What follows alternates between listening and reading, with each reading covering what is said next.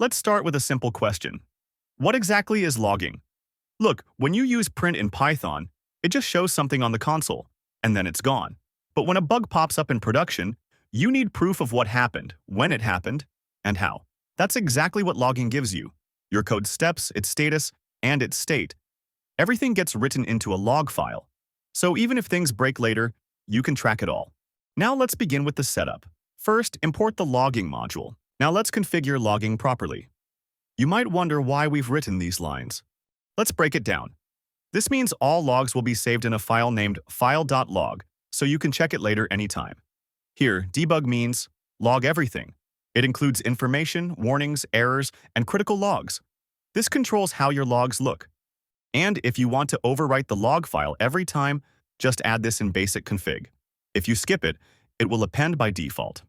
These are 5 logging levels that you'll use while logging: debug, info, warning, error, and last one, critical. These levels help you decide what to log and what to skip, depending on the situation. Now let's move to the real stuff.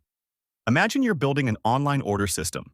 Each order goes through 3 main steps: inventory check, payment process, and order confirmation. Let's write the code and understand every part. We're creating a new file called payments.log to record everything related to orders. Debug level is used so that even the smallest detail is captured. This function checks if the product is in stock. We use debug at the start just to track that the check has started. If it passes, we log an info. If it fails, an exception is raised. Here, we're simulating a payment process. We put debug again because this is an internal step.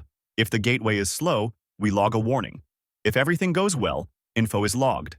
Once the order is completed, we log it as an info. This is the main function that handles the whole process. At the start, we put info because a new order came in. At the end, also info because everything completed.